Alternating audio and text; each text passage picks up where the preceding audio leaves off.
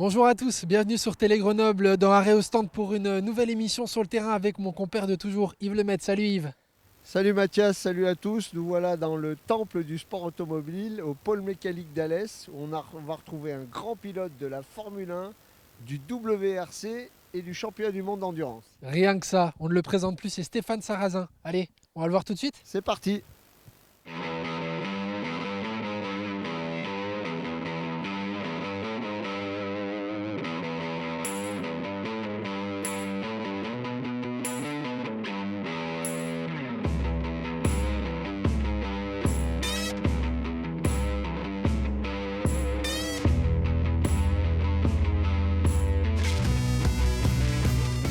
Et bonjour Stéphane, comment ça Bonjour. va? Ça va pas mal, merci. Bon bah merci de nous accueillir chez vous, ici à Alès, au sein de votre team. Alors avant de rentrer dans le vif du sujet, on voulait globalement découper votre carrière en trois, si on peut dire, monoplace, rallye et endurance. Tu me confirmes Yves? C'est compliqué pour étudier la carrière de Stéphane Sarrazin parce que c'est un gros chantier. Et puis je ne sais pas si on va avoir assez de temps pour parler de tout. Mais oui, je crois que c'est comme ça qu'on peut découper. La monoplace, c'est quand même le point de départ. Ouais, c'est ça. En fait, j'ai attaqué par le kart, comme tous les jeunes, en fait. Et en kart, j'ai gravi les échelons. J'ai été 2 fois champion de France. Et ensuite, j'ai attaqué par un volant, comme beaucoup de pilotes, le volant Elf de l'époque, comme le bidon. Et en fait, j'ai remporté ce volant, ce qui m'a permis de débuter en monoplace. Parce que je n'avais pas du tout l'argent pour payer une saison. Donc, il n'y avait que ce moyen-là pour moi de débuter, de commencer dans de bonnes conditions. Et j'ai gagné le volant Elf assez haut. Assez haut, c'est au Mans. Donc il y avait 3 volants, c'était Le Mans, c'était Manicourt Castellet, et Winfield. Castellet. Exactement, Winfield. Et donc moi j'ai remporté celui du Mans et voilà, je suis rentré dans la filière Elf. Et comment s'est fait cette histoire d'amour avec le kart, avec les sports mécaniques, si on reprend peut-être un petit peu avant? En fait, mon père roulait en rallye, pilote amateur, un bon pilote, mais loin d'être professionnel. Et du coup, il m'a acheté un kart d'occasion, j'ai attaqué comme ça, et puis ça m'a vraiment plu. Après, j'ai commencé à gagner des courses. Et après, j'avais plus que ça en tête, c'était être pilote, c'était vraiment ce que j'avais au fond de moi, la passion. Et Picousé depuis le premier âge, quoi. ouais, exact, ouais. J'ai attaqué à 11 ans à peu près, un petit peu tard par rapport à certains, mais depuis, j'ai roulé en permanence. Bon, l'idée, il y avait que la F1 en tête après, derrière, l'objectif. Ouais, alors peut-être pas de suite, mais en kart, déjà c'était vraiment le kart. Bien sûr, la F1 ça faisait rêver, Alain Prost, Ayrton Senna. Mais c'est surtout quand j'ai commencé à rouler en monoplace. Là, j'étais avec les pilotes de F1 qui étaient des pilotes Elf, donc Prost, il y avait Damon Hill. Et là, je faisais partie de la filière, donc direct, il n'y a qu'une chose, c'est la F1, c'est sûr. Donc, et après, la filière, la politique, c'était une année pour gagner, une année pour apprendre. Une année pour apprendre, une année pour gagner. Donc en fait, il fallait être meilleur rookie, meilleur débutant pour rester dans la filière. Et c'est comme ça que j'ai évolué. Donc Formule Renault, meilleur débutant, champion de France Formule Renault, Formule 3, meilleur débutant. Là, j'ai eu un problème de santé, hernie discale, suite à les tonneaux à Poitiers. J'ai fait les tonneaux, donc saison arrêtée. Et j'ai rebondi en Formule 3 chez Laurent Domé, une équipe alésienne. Donc je suis sorti de la filière à ce moment-là. Et on s'est battu pour le titre en F3 en 97. Et je finis vice-champion de France avec un budget, un quart du budget comparé aux autres. Donc c'est là où j'ai été contacté par Alain Prost pour rentrer dans le giron de Prost Grand Prix. Donc en 97, vous êtes lancé dans le grand bain avec cette Formule 3. Est-ce que c'est la suite logique, votre ascension à ce moment-là? Comment vous la jugez? Elle est linéaire? Ouais, j'ai eu un petit coup d'arrêt avec cette hernie discale. J'ai loupé une partie de la deuxième saison d'F3. Mhm. Mais ensuite, comme j'étais aux avant-postes dans le championnat de France l'année d'après, c'est clair que ça m'a permis d'être en contact avec Alain Prost et de rentrer en Formule 3000, en championnat du monde. Et j'ai gagné ma première course de la première saison. Alors, ça a peut-être bloqué un peu avec la sortie de la filière Elf quand même à cette époque, non? Ouais, c'est clair que ça a été, ça a été un arrêt, mais en fait, la filière n'allait pas vraiment plus loin. Donc, j'étais un petit peu au bout. Et j'ai été encore aidé à l'époque par Elf quand j'étais chez Prost, si je me souviens bien. Donc, j'avais quand même un support. Enfin, quand on voit le parcours, nous on est grenoblois, mais d'Olivier Panis, tu étais sur la même trajectoire un petit peu. Ouais, c'est ça. Olivier a une carrière, une superbe carrière.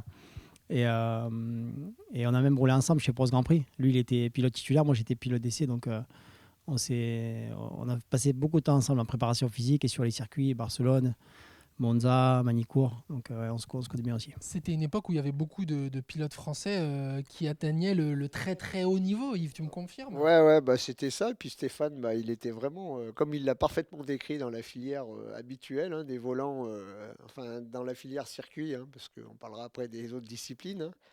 Mais à l'époque, on dit un peu qu'à l'époque, l'endurance, c'était quand tu réussissais pas en monoplace, hein. C'était un petit peu ça. Donc tout le monde avait en tête cette filière-là pour réussir. Stéphane, bah, il nous l'a expliqué, hein, un petit souci de santé, et puis ça casse un peu la machine de guerre, parce qu'après c'était F3000 et puis F1, hein, quand tout voulait rouler, quoi. Mais ouais, il y avait du monde sur la place à cette époque-là. Ouais. C'était la génération où- Ça aidait aussi, ça donnait des exemples, des personnes à suivre. Ouais, bien sûr, bien sûr. Bah, nous, c'était surtout Prost, hein. Prost. Donc après, quand je suis rentré dans le team, à l'époque, c'est Cesare Furio qui m'a appelé, qui était un grand, le team manager de chez Prost et qui a été chez Lancia en rallye. Bon, un grand monsieur qui m'a appelé pour me dire on est intéressé pour t'avoir dans le team junior. Donc ils ont fait une sélection un petit peu comme le volant en fait. On était une douzaine de pilotes et ils ont fait une sélection et j'ai encore remporté cette sélection, ce qui m'a permis d'être dans le team de Prost Grand Prix avec Apomatox à l'époque. Alors le Graal en monoplace, bon, on a dit un petit peu son nom depuis tout à l'heure, hein, c'est la Formule 1. Tout à l'heure on parlait de 97, on va arriver à 99 au Grand Prix du Brésil. Alors comment elle s'est présentée cette opportunité pour vous? Comment elle vous est arrivée entre les mains finalement? En fait, j'étais pilote d'essai donc en F1 chez Prost, je roulais régulièrement et Alain m'appelle et me demande si je veux faire le Grand Prix du Brésil avec Minardi parce que Luca Badoer s'était blessé. Donc bien sûr, j'ai accepté immédiatement sans faire de test et je suis parti au Brésil et j'ai découvert l'équipe Minardi et qui était fantastique autour de moi. Ils ont bossé comme des fous et on a fait un excellent week-end. Et suite à ça, Minardi souhaitait continuer, mais je n'ai pas pu parce que j'étais avec Prost en contrat. Bon, c'était un peu compliqué. Donc j'ai fait confiance à Alain et j'ai arrêté. Je n'ai pas continué l'aventure avec Minardi, malheureusement. J'ai été engagé en Formule 3000. Donc c'était important pour nous de gagner le championnat, dans lequel j'ai fini 4e. Si on revient sur ce Grand Prix du Brésil, sur ce jour-là, sur la grille de départ, il y a Michael Schumacher, Mika Hakkinen, Ruben Barrichello, Olivier Panis, Jean Alesi. Qu'est-ce qu'on ressent à ce moment-là? Qu'est-ce qui vous passe par la tête quand on a les mains sur le volant et qu'on voit toutes ces personnes autour de nous? En fait, le souvenir que j'en ai, moi, c'est je me suis dit, ça y est, j'y suis. C'est le début d'un rêve, en fait. Mais c'est que le début. Il y avait encore tout à faire, mais c'était énorme de se retrouver sur la grille avec les spectateurs au Brésil. C'était énorme. Donc, Il y avait un gros écart entre la Minardi et la Prost à piloter, ou il a fallu se mettre dans le Non, bain c'était tout de à peu près similaire en fait. Mais moi, au début du week-end, j'ai demandé à l'équipe de ne me pas noter sur Schumacher. Et puis en fait, il y avait quand même beaucoup d'écart. Donc, ils m'ont pas noté, je sais plus sur qui, mais sur les voitures qui se battaient avec nous en fait. Et je me suis retrouvé devant ces voitures-là, donc j'étais plutôt content. Et malheureusement, j'ai abandonné, mais on était parti pour marquer des points, donc ça aurait été vraiment extraordinaire. On a l'impression d'avoir tout vu après ça, d'être arrivé un peu au sommet et que au-dessus c'est le soleil finalement. Non, c'était la suite logique. La monoplace, tu commences en Formule Renault, tu as envie d'être en F1, c'est clair. Après, l'endurance, la voie de l'endurance c'est ouverte à moi. Donc là, c'est encore un monde parallèle, mais qui est fantastique à vivre. Côté humainement, on va dire, c'est énorme. J'ai pu vivre des choses de folie en endurance. Alors justement, avant de passer à l'endurance, vous êtes resté dans le milieu des monoplaces à peu près jusqu'en 2002-2003, il me semble, en tant que pilote d'essai. Avant d'y revenir, en 2014, en Formule I et le championnat du monde de la FIA, on regarde d'ailleurs une petite image et on revient tout de suite après.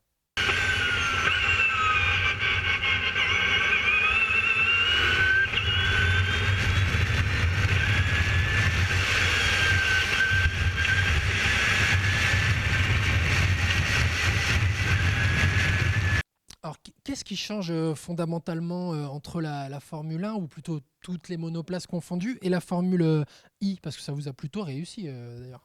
Ouais, c'est clair, ça a bien fonctionné. En fait, la FIA a lancé ce nouveau championnat de monoplace électrique, qui n'est pas là pour remplacer la F1, loin de là, mais c'est un championnat supplémentaire et qui est plutôt à la mode en ce moment avec les constructeurs, les énergies nouvelles et ne pas polluer, ainsi de suite. Donc nous, on est plusieurs pilotes à avoir plongé là-dedans dès la première saison. Donc certains critiquaient un petit peu le championnat, qu'est-ce que vous allez faire dans ces voitures-là? Bon.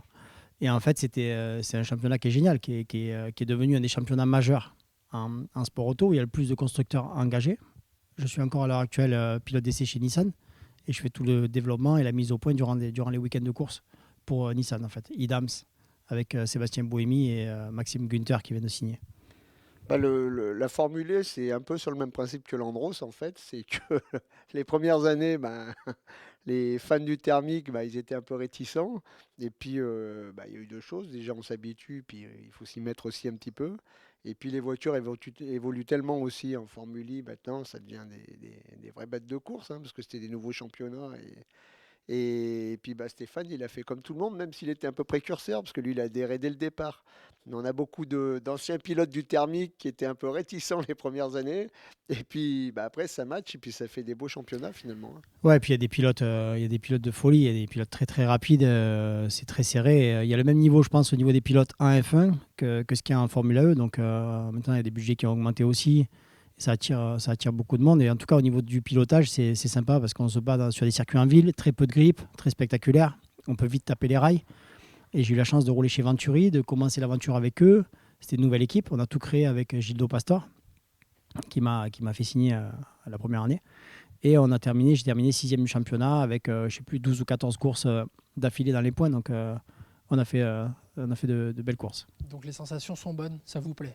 Ouais, c'est clair. C'est plaisant. Puis moi, du moment où je suis au volant d'une voiture et qu'il y a des concurrents autour pour se tirer la bourse, c'est ce qui me plaît. C'est un peu différent le pilotage quand même en électrique. Ouais, pas vraiment. Alors, en Formule E, il y a de l'énergie à gérer, en fait.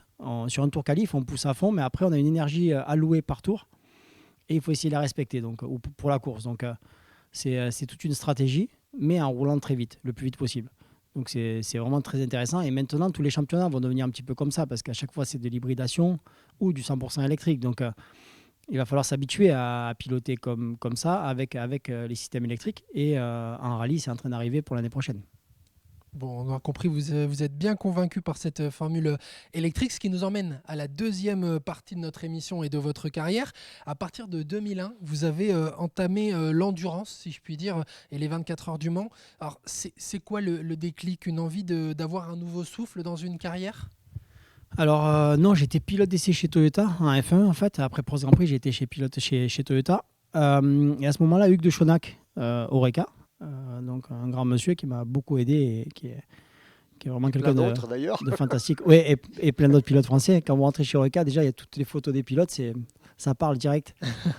Et en 2001, il m'a contacté pour que je rentre dans son équipe aux 24 heures du Mans. C'était avec une Dallara moteur Mopar, je crois, à l'époque. Et j'ai fait mes premières 24 heures chez Oreca, 2001 et 2002.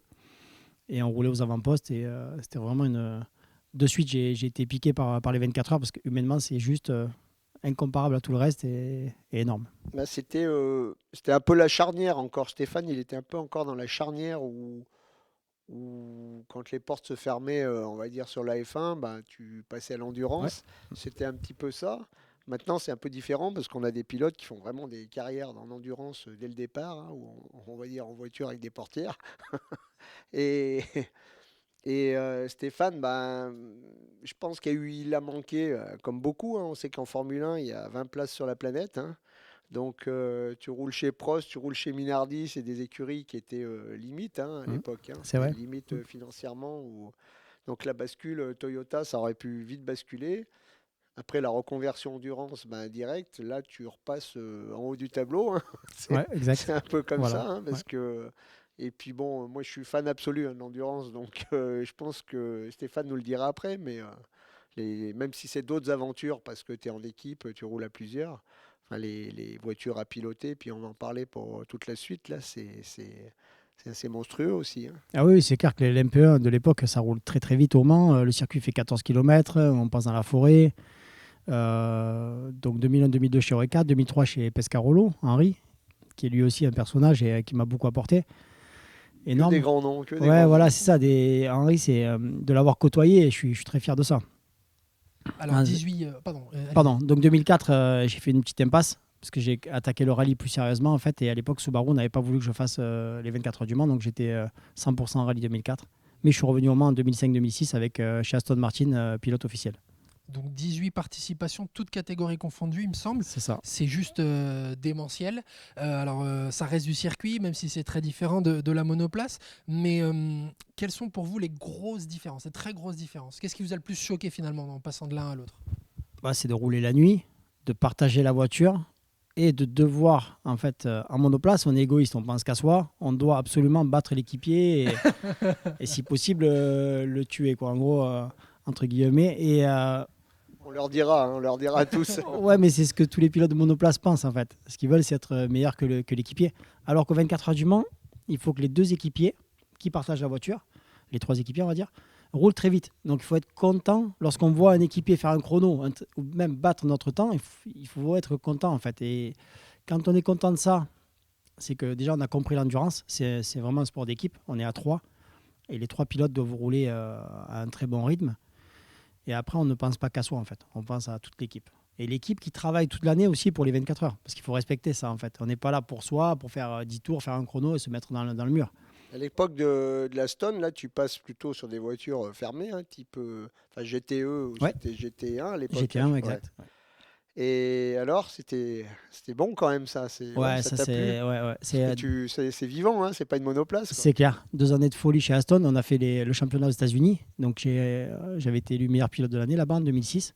On s'est battu contre Corvette. On a fait des courses de folie, les circuits américains, donc les circuits à l'ancienne avec des murs, des blocs de béton de partout. Les C'est portières vrai. qui se touchent un peu, là. Ouais, des portières qui se touchent comme en carte de lock, on va dire. Non, ça c'était 2 années de folie.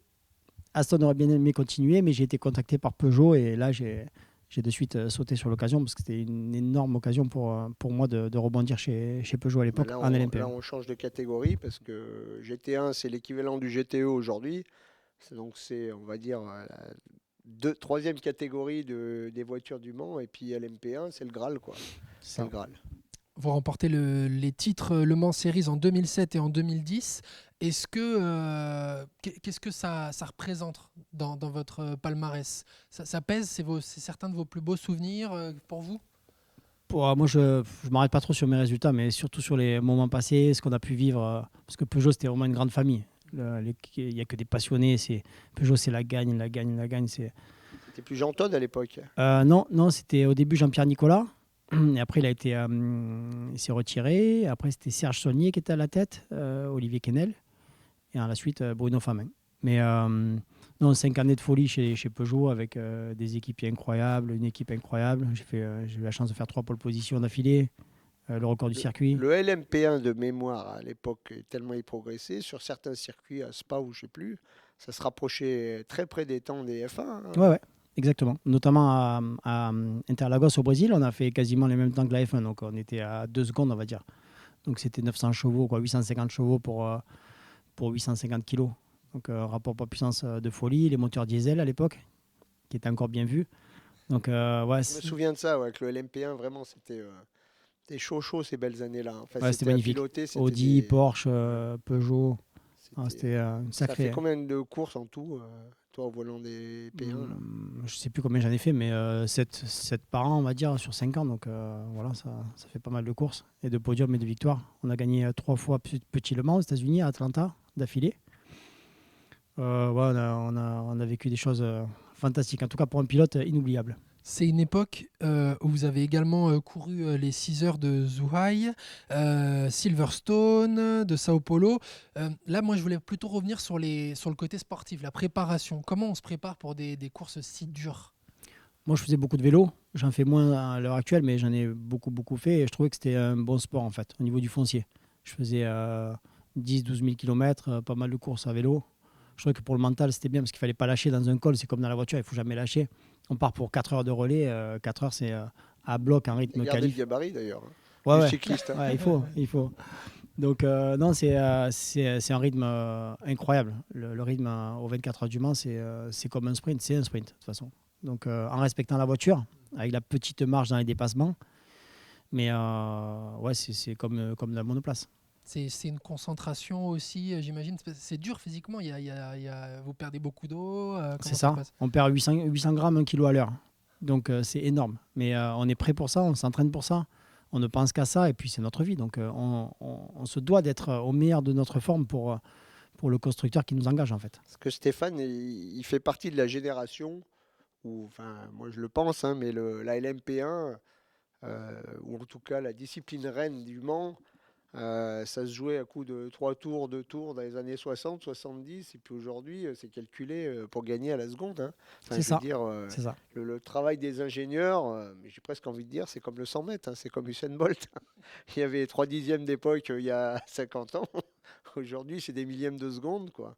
Et Stéphane, il a fait partie de cette génération, quoi, où le LMP1 est monté en puissance, où c'est une année de travail pour les équipes pour gagner une course, quoi. Pour gagner une course, et tout est étudié et réfléchi et préparé presque à la seconde ou à la minute, hein. Ouais, c'est ça en fait. Et, Que ce soit les relais, que ce soit la préparation, les pleins d'essence sur ces disciplines-là. Donc en fait, Stéphane, il connaît Le Mans version sprint, quoi. Ouais, exactement. On a été à Sebring, par exemple, les 12 heures de Sebring. On a fait les Sebring pour préparer Le Mans, bien sûr. On savait qu'on aurait des problèmes, que nous aurions des problèmes de boîte de vitesse. À l'époque, on avait changé de système avec Peugeot. Mais on savait que la priorité, c'était Le Mans. Là, donc, tu vas aux États-Unis, mais tu sais que tu vas avoir des problèmes, mais c'est pour préparer la grande course. Donc, c'est vraiment une année de préparation complète pour les équipes, pour les mécanos qui travaillent comme des dingues. Donc, ouais, humainement, c'est vraiment une histoire d'équipe. Les ingés aussi, hein, faut pas les oublier, les ingénieurs. Ouais, les AG, ouais, c'est sûr, c'est pareil. Non, ils travaillent beaucoup aussi. Beaucoup. Le circuit, on le connaît par cœur à force, celui du Mans surtout. Ouais, je veux dire tous les circuits, mais Le Mans, j'ai dû faire en 18 participations. J'ai pas abandonné énormément, donc j'ai fait beaucoup de tours entre les jours d'essai, les relais de 4 heures. Non, je sais plus combien j'ai fait de tours, mais j'en ai fait. Ouais, je connais parfaitement le circuit. Ouais, parfaitement. Ouais. Allez, on va passer à la dernière partie de votre carrière, entre guillemets, si je puis dire. Les rallyes, et non des moindres, hein, parce que vous avez quand même commencé par le bas de l'échelle, si on peut dire, en 94, c'est ça? Ouais, exact. Ouais. En fait, mon père essayait de monter un petit programme à chaque fois en fin de saison de monoplace avec un rallye, le rallye du Var, qui était le dernier de la saison. Donc après la saison monoplace, donc j'ai attaqué avec une Clio Groupe N à l'époque. Et puis j'ai évolué aussi et jusqu'à la WRC en 2001 où je gagnais le rallye du Var en 2001. Donc ouais, c'est aussi une passion parallèle et pour moi je prends autant de plaisir en rallye qu'en circuit. Alors c'est ça, parallèle, c'est le bon mot, parce qu'après, il fallait tirer le frein à main, c'était encore autre chose, hein. C'est clair, écouter les notes du copilote, ça c'était compliqué au début. Mais comme je suis né vraiment je suis des Cévennes, donc j'ai baigné dans le rallye. Donc c'était pas très éloigné de ce que je connaissais en fait. Et je me suis senti à l'aise rapidement. C'est-à-dire que dans ces années-là, il y avait dimanche dans le championnat de France des rallyes et le critérium des Cévennes, pour ceux qui ne connaissent pas, il fallait y aller le vendredi soir ou le samedi soir. Quand tu habitais dans le coin, tu étais obligé de tomber dans la marmite, hein. Ouais, c'est ça, exactement. C'était le rallye, enfin moi à mon époque, c'était je ne sais plus combien, 200 000 spectateurs, hein, à Ouais, certaines époques. c'était la folie. On a Un peu comme connu un ça, rallye Monte Carlo. C'était le Monte Carlo des belles années, hein. Alors 10 ans entre vos débuts, 94, et cette fameuse saison 2004, où vous décidez de vous impliquer peut-être un peu plus dans cette discipline, et des résultats qui arrivent très vite, hein, une saison en championnat de France, et même une 4e place au rallye de Catalogne en championnat du monde, c'est ça? Ouais, c'est ça. Alors en fait, 2003, j'étais un petit peu au bout du circuit, un petit peu écœuré de la F1. J'avais loupé les opportunités, j'ai pas fait les bons choix, donc j'étais un petit peu... ouais, j'en avais marre. Et j'ai eu cette sélection avec Subaru. Sur Auto Hebdo, il y avait une sélection. Et Je me rappelle très très bien, moi. Et si c'était vous, avec la Subaru WRC en photo, j'ai appelé la fédération. Ils m'ont dit oui, c'est sérieux, il y a Subaru qui veut faire un programme. Bon, j'ai été faire la sélection avec tous les pilotes français de l'époque de rallye. Et là, je me suis dit, bon, ça va être chaud. Je les voyais passer en travers et tout. Brian Bouffier, qui roulait, un top pilote aussi. De la Drôme. Exactement. Et du coup, j'ai gagné la sélection. J'ai commencé le Championnat de France. On a remporté le Championnat de France. Tu fâché avec Bouffier, non? Non, du tout. Non, Brian, non, super gars. Et, non, on a un bon contact. Et 2004, donc je gagne le championnat. J'avais 3 manches en mondial. En Allemagne, direct, j'étais dans le top 5. Je fais 8 ou 9, mais j'étais devant. Corse, je fais 6 et Catalogne, je fais 4. Et là, Ford qui me contacte pour me faire signer en mondial pour l'année d'après. Et Subaru. Et comme j'étais déjà en contrat Subaru, je suis resté chez Subaru et j'ai fait 2005-2006 en parallèle d'Aston Martin. Chez ProDrive, je faisais rallye et circuit. Donc c'était assez énorme. C'était assez énorme. Juste, dit-il humblement. J'ai eu beaucoup de chance. Donc, comment est-ce que vous avez réussi à mener de front ces 3 carrières, entre guillemets? Alors, il y a eu des moments d'intermittence sur certaines, mais comment on réussit à mener de front ces 3 carrières? Moi, j'ai la passion. La passion, j'ai eu la chance d'être dans des teams incroyables. Après, j'ai le même feeling en rallye qu'en circuit. Donc, si je ne roule pas comme le week-end dernier de 2 ans en rallye, je rentre dans la voiture et j'ai l'impression d'être dans mon salon en fait. Donc, ça va. Après, en circuit, c'est pareil, j'ai le même feeling. Et comme j'ai beaucoup fait toute ma carrière, circuit, rallye, puis plein de voitures différentes, des GT, des monoplaces, des LMP, LMP2, LMP1, voilà, ça me permet d'être à l'aise et d'être plutôt dans les perfs qui vont bien. Ouais, enfin, moi, j'en parlais avec Olivier Panis, hein, quand il parle du circuit ou de l'Andros. Il y a une espèce de bouton là où il y a le mode pilotage endurance, circuit, rallye. Mais en fait, la vérité, parce qu'il est un peu humble, Stéphane, mais c'est qu'il faut être quand même bon dans les trois, et c'est 3 disciplines différentes. Et c'est quand même quelque chose il le dit un peu humblement, hein, quand même, hein. Mais moi, j'ai fait du rallye pendant longtemps. Aujourd'hui, du circuit, on sait que c'est différent. On sait que c'est pas les mêmes approches. Et il l'a très bien expliqué, notamment entre la monoplace, l'endurance. Le rallye, ben, on est sûr et certain que c'est autre chose. Moi, j'ai toujours beaucoup, beaucoup suivi Stéphane de toute sa carrière. Et en fait, on a un peu ce classement mondial des pilotes pondérés qui sont bons de partout, hein. Donc tu as Fernando Alonso qui a fait 2 titres de champion du monde, qui a gagné le Mans et qui va essayer Indianapolis, d'accord? Après, tu as Raikkonen qui est allé se goûter au rallye après de la F1, mais bon, ça a été dur aussi, hein. Donc c'est pas tout à fait. Et moi, Stéphane, personnellement, je le mets dans Dans le le top top 3, 3 top 5? mondial des pilotes polyvalents. Merci. Il y a Kubica aussi qui va très vite. Ouais, c'est vrai. Ah ouais, Kubica, je l'ai oublié, mais Pour moi, c'est le plus complet.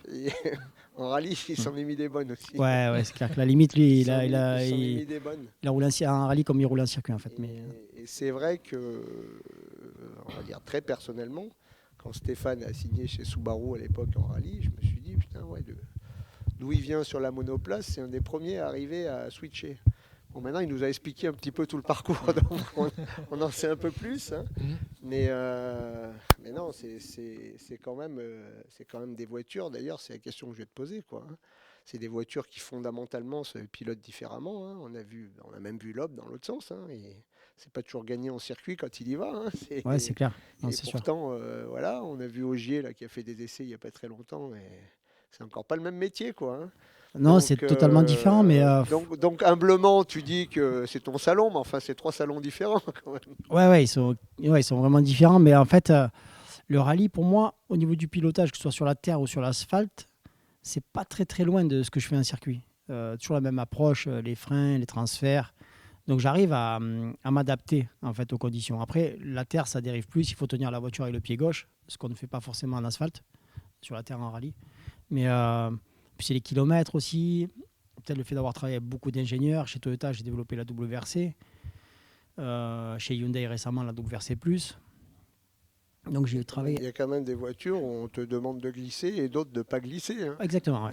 Certaines de dérivées, légèrement dérivées, puis certaines où il faut vraiment glisser pour s'engager correctement dans les virages. Les expériences, elles s'alimentent aussi un petit peu, même si c'est des choses très différentes. Clairement.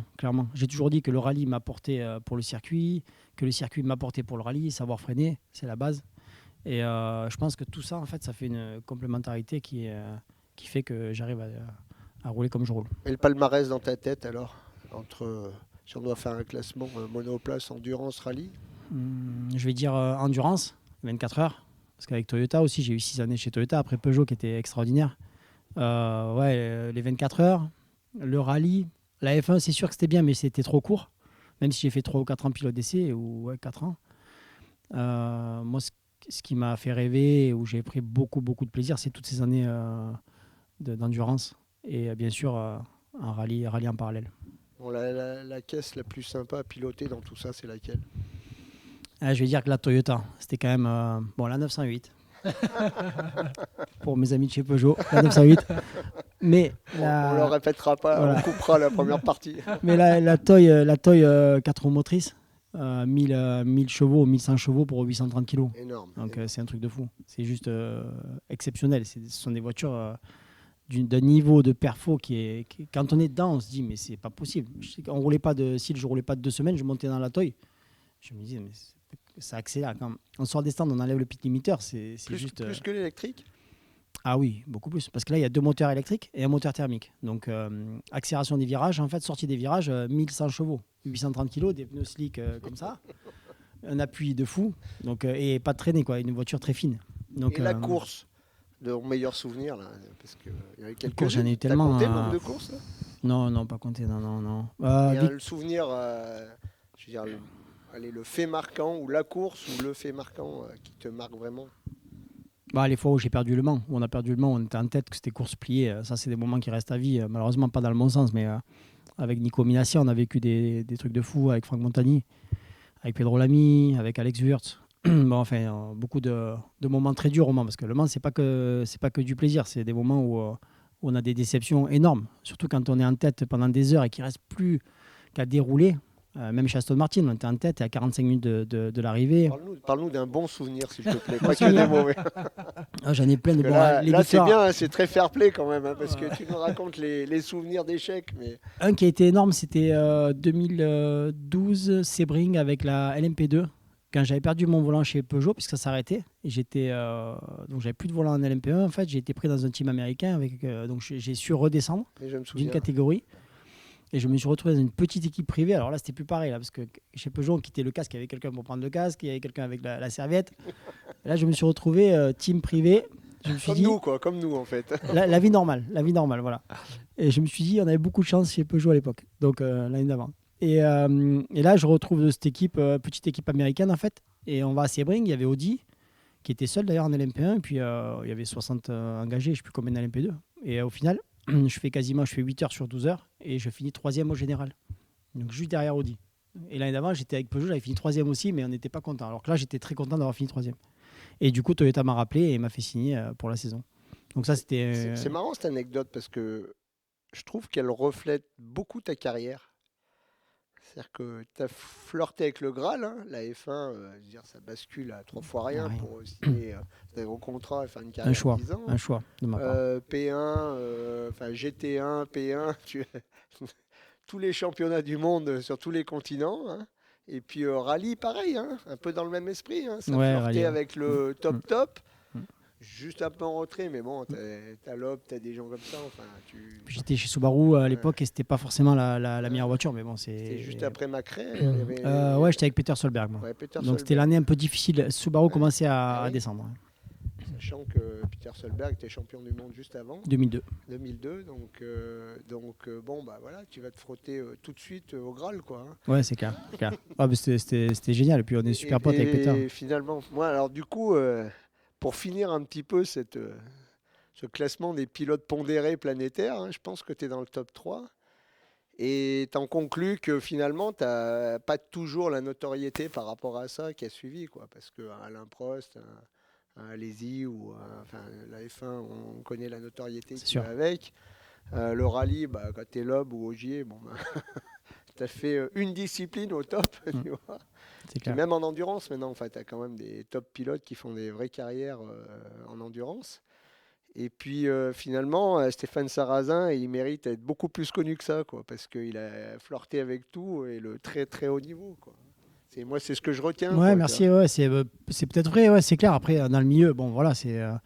Dans le milieu, on c'est connaît, normal, mais voilà. Mais le grand public te connaît moins bien que. C'est sûr. Ouais, c'est la F1, surtout la F1. J'aurais fait 3-4 ans de F1, peut-être que ça aurait été différent. Après, la F1, c'est très médiatisé. Le rallye, championnat du monde, bien sûr. Et puis Seb Ogier ou Seb Loeb, c'est 8 titres, 9 titres. Donc c'est normal.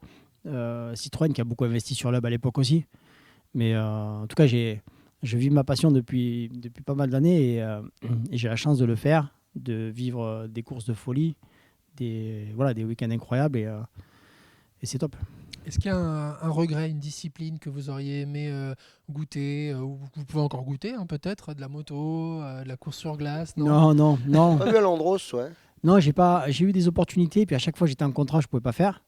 Non, le regret, c'est la F1 en fait. La F1 j'ai pas suivi le chemin que j'aurais dû suivre en fait. Mais ça, j'avais 23 ans. J'étais... voilà. Mais bon, c'est mon choix et je l'assume. Et grâce à ces choix-là, j'ai vécu d'autres trucs top. Donc, c'est pas grave. On est à 3, on était à 3 carrières, maintenant il faut passer à la 4e, On va c'est passer chef à la d'entreprise. 4e, exactement. Mais d'abord, on va faire une petite pause dans cette émission d'arrêt au stand avec la séquence Essai libre.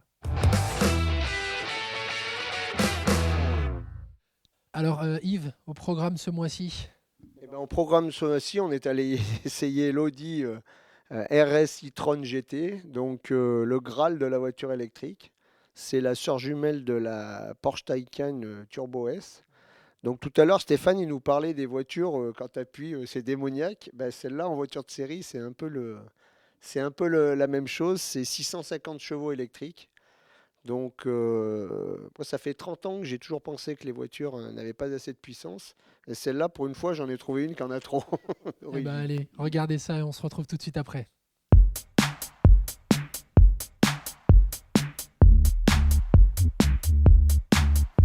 Salut à tous et bienvenue dans ce nouvel essai libre. J'espère que vous allez bien. Aujourd'hui, on va se régaler puisqu'on va essayer une ultra sportive, l'Audi RS e-tron GT. La vraie voiture qui va réconcilier les écologistes et les pilotes. Allez, c'est parti sur les routes de Champs-Rousse.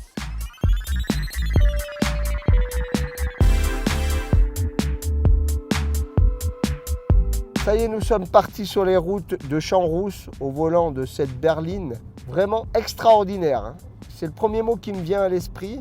On va commencer forcément par la mécanique parce que le modèle haut de gamme, donc RS, essayé aujourd'hui, c'est 598 chevaux. Et dès qu'on passe en mode dynamique, on a un boost de 50 chevaux qui vient se rajouter au cas où 600 chevaux, ça n'était pas suffisant. Et là, ça nous fait vraiment sourire.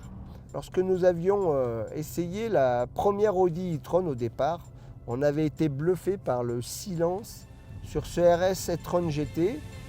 Il faut savoir qu'il y a déjà des petits haut-parleurs à l'extérieur qui créent du bruit pour permettre aux piétons de pouvoir entendre cette voiture qui peut arriver très très vite compte tenu de ses accélérations. Et puis à l'intérieur, on entend quand même un certain nombre de petits bruits de roulement qui ne sont pas forcément attendus au départ. J'aurais préféré un petit peu plus de silence à l'intérieur de cette voiture. Bon, en termes de tenue de route, on commence vraiment à se rapprocher d'une sportive berline classique. On a un châssis qui est extraordinaire, vraiment, avec une tenue de route très très forte. Évidemment, ces moteurs 100% électriques, c'est démoniaque en termes de couple. L'accélération, c'est 3 secondes 3 de 0 à 100. Lorsqu'on accélère très fort, on est collé au siège.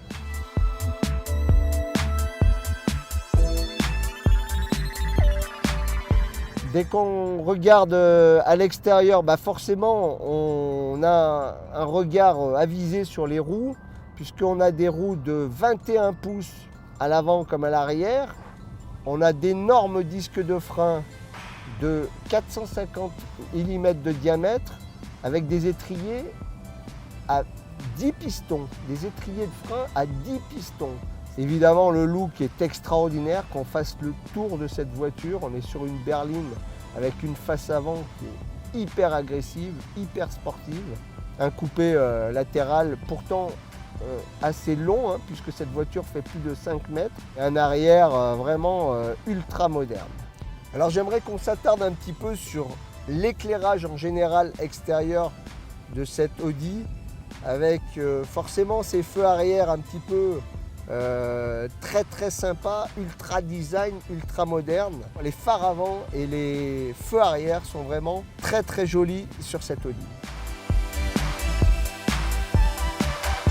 Audi a vraiment continué à travailler sur l'ensemble de ses finitions, puisqu'on se retrouve avec un intérieur extraordinaire qui est truffé de carbone.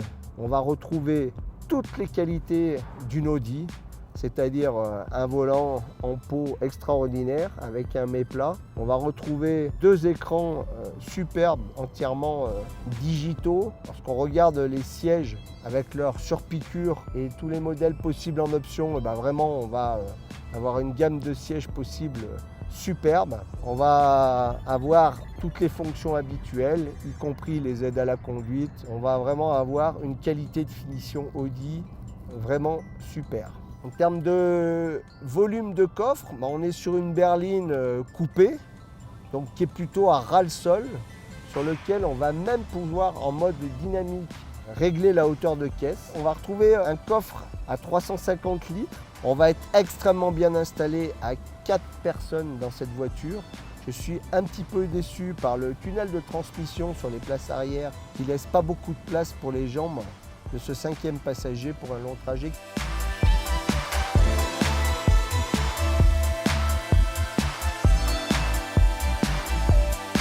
En termes d'autonomie, cette voiture elle est annoncée à 460 km.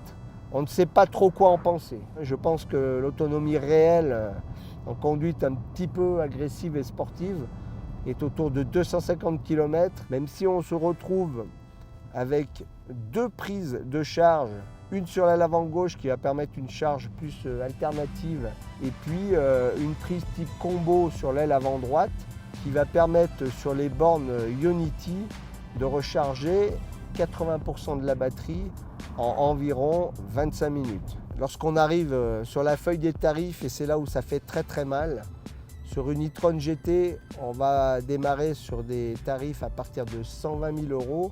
Et dès qu'on va passer sur la RS e-tron GT, le premier prix c'est 145 000. Dès qu'on va passer sur le modèle haut de gamme, c'est 161 000, sur lequel je n'ai pas coché toutes les options possibles. Mais à mon sens, on doit arriver à approcher les 200 000 € pour cette voiture. Alors autant vous dire que ce n'est pas pour tous les portefeuilles.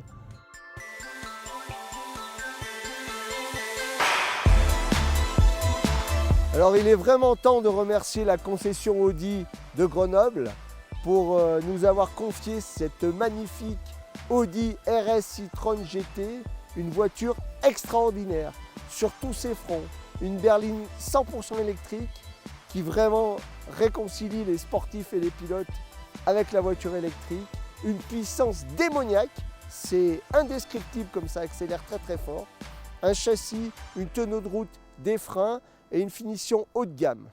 Bon, le seul petit bémol, c'est le tarif. On va être plus cher qu'une Tesla, on va être moins cher qu'une Porsche Taycan, on va être entre les deux, un niveau de finition très élevé, une berline GT extraordinaire. Merci encore et je vous dis à très bientôt pour un nouvel essai libre. Bye bye.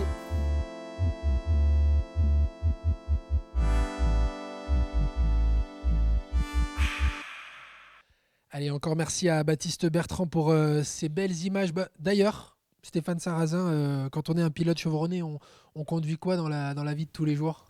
Alors, ici, sur les petites routes, il faudra une petite voiture efficace et j'ai une Audi, une RS3. Ouais. On arrive à prendre du plaisir quand même ? Ouais. Ouais, ici, on est plutôt tranquille. Il faudrait acheter une Alpine, ça serait mieux sur les routes ici. Ouais, c'est possible. C'est possible. Il parle pas innocemment. Allez, on va passer à votre activité actuelle, Stéphane. Vous êtes patron de team. Depuis 2017, vous avez lancé Sarrazin Motorsport. Expliquez-nous cette reconversion presque naturelle, j'ai envie de dire. Ouais, c'est ça. En fait, j'ai la passion du sport auto, comme vous l'avez compris. Je trouvais que c'était une suite logique pour moi de rester dans le sport auto. Le sport auto m'a tout donné. Donc, j'avais envie de transmettre, de continuer à m'éclater dans ma passion, en fait, avec mes pilotes. Essayer de trouver mes pilotes, de les aider à progresser, à leur transmettre ce que j'ai pu, moi, vivre. Et j'essaie de leur faire vivre à travers mon team, en étant carré, professionnel. Et je les mets dans des situations où le pilote n'a qu'à penser qu'à rouler, on va dire. Et tout le reste, on s'en occupe pour lui. On essaie de le mettre dans de bonnes conditions. Et on a l'école de pilotage avec ça, où j'essaie de les aider au maximum. Et c'est quand même plus difficile d'être chef d'entreprise que pilote, hein, sincèrement. Mais bon, je confirme. C'est un défi que je me suis lancé et ça marche plutôt pas mal. J'ai beaucoup de pilotes et on a des résultats. On progresse chaque année. Et là aussi, je vis ma passion. Donc, tous les jours, je suis au team. Et je le fais à 100%. Je crois qu'il y a un petit truc qu'il a oublié de décrire sur lui, c'est qu'en fait, je pense que Stéphane, c'est une pile électrique. Donc, quand on va mettre tout bout à bout toutes ces saisons avec tous ces championnats cumulés hein, sur la même saison, 10 ou 12 000 kilomètres de vélo là au milieu, donc je pense que du temps dans le canapé, il ne doit pas trop en rester. C'est clair. Et, et je pense qu'il doit y avoir une petite coupure après quand on s'approche de la fin de la carrière. Donc, une petite boutique à gérer, je pense que C'était le minimum. c'est- C'était le minimum. ça doit être un peu dans les gènes, un Mm. petit peu, non hein. Je pense qu'il y a un peu de ça parce que pour le coup, une fois encore, il le dit très humblement et par contre, de façon très sympa dans la transmission des pilotes qui arrivent derrière. Et ça, c'est plutôt sympa quand on a le talent de Stéphane. Mais, euh, mais globalement, gérer une boutique et gérer un team, une fois encore, je connais un petit peu. Enfin, c'est c'est un métier quand même, hein. C'est un vrai métier. C'est des Ouais. entreprises qui sont difficiles à gérer déjà par l'emploi du temps, par les finances, par tout ce qui va avec. Donc moi, je le soupçonne d'être une pile électrique et de ne pas tenir en place, mais il va nous en dire un peu plus, hein, parce Ouais, que mais c'est chef ça. d'entreprise, enfin souvent, les pilotes qui ont quand même eu des carrières professionnelles, hein, et qui ont réussi à gagner leur vie en faisant le métier, aller s'embêter avec une entreprise et tout ce qui va avec, c'est vraiment la passion, quoi. Ouais, c'est ça, c'est la passion. Des fois, je me dis, bon, qu'est-ce que je fais là? J'achète des camions, je me fais plaisir à acheter des camions pour les ingés, pour les pilotes qui sentent bien, j'achète des On va voitures. aller faire du vélo aussi, hein. Voilà, c'est ce que je me dis des fois. Ben, je me dis, pourquoi je ne vais pas plutôt faire du vélo, tranquille? Mais pour avoir une entreprise en France, il faut être vraiment motivé, très motivé. Quand on voit tout ce qu'il y a à payer, bon, enfin, vous le savez tous, et je n'apprends rien. Mais moi, quand on le vit en tant que sportif, se retrouver de l'autre côté et devoir assumer tout ça, mais ce qui me plaît, c'est d'être au bord de la route, au point stop, quand je vois mes pilotes arriver, essayer de les faire performer, les faire gagner. Ou alors j'ai des jeunes qui jouent pour avoir des carrières. Comme Johan Rossel en 2018, on a gagné le titre avec la 208, on l'a fait rebondir. C'était un peu terminé pour lui. Là aujourd'hui, il est champion du monde en WRC3, donc ça, je suis content, très fier pour lui. 2019, on gagne avec JB Franceschi, qui est aujourd'hui pilote officiel chez Renault. 2020, on gagne la Clio avec Anthony Fautia, qui est aussi pilote officiel Renault. Et 2021, on gagne avec Todeschini en junior. Et du coup, il intègre la Fédé avec le programme de la 4 roues motrices que nous avons dans le team. Donc c'est clair que pour moi, des jeunes comme ça me fait plaisir et je m'éclate à les aider au maximum. Donc c'est pour ça. Et puis après, il y a Tu as des oublié de dire gentlemen que vous avez joué le titre jusqu'au bout avec Quentin Giordano. avec Quentin Giordano, hein. Ouais. T'étais pas loin du Graal déjà français, hein. Ouais, c'est clair. Ouais, on finit vice-champion de France avec Quentin. Le team aussi, on finit vice-champion de France sur l'asphalte. Mais ça a été un week-end difficile le week-end dernier au Rallye du Var, malheureusement, auquel je participais. On a eu un grave accident avec Ludovic Gall, un de mes pilotes. Donc là, ça nous a beaucoup touché. Mais bon, on espère vraiment que ça va aller pour lui très rapidement. Mais c'est clair que dans l'ensemble, ça a été une saison fantastique avec des résultats incroyables sur la terre comme sur l'asphalte. Sur la terre, on perd le titre pilote aussi avec Benjamin Clémenceau qui a joué lui aussi aux avant-postes. C'est un débutant. Et voilà. Donc, je suis très heureux d'avoir l'équipe. En mondial, tout ça, non? On a fait quelques manches en mondial cette année. Fin de saison, on a un pilote estonien qui nous a été envoyé par Marcus Gronholm, qui a dit il faut que tu ailles chez Sarrazin pour l'asphalte. Donc ça m'a fait plaisir. Et ça se passe très bien avec lui. On va le faire rouler l'année prochaine aussi. C'est un jeune qui a 21 ans, qui a beaucoup de talent. Georges Linamae.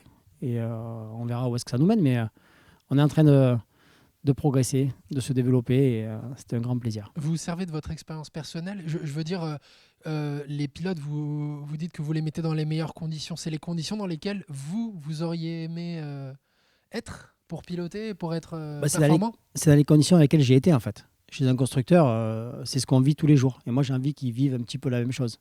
Alors, il y a moins de monde, mais on essaie quasiment d'être collé à ça et d'avoir beaucoup de rigueur, aider les pilotes. Et, ouais, c'est ma priorité. Et puis, c'est là où je me fais plaisir. Tu as fait une équipe de combien de personnes, là? Sur les week-ends, on arrive à être une trentaine de personnes. Les gros week-ends de course, quand on a 5-6 voitures, on est une trentaine. Et puis, des fois, on a moins de monde, mais c'est un petit peu variable. En tout cas, au team, j'ai 12 personnes qui travaillent plein temps ici. Et à quoi? La reconversion, là, c'est bon, hein. Petit chef d'entreprise, manager, tout va bien. Ouais, c'est parti. Ouais, je me fais plaisir. Et puis, non, je suis content de faire ça. Ça me plaît. Et je vais quand même essayer de faire un peu plus de vélo dans les mois à venir.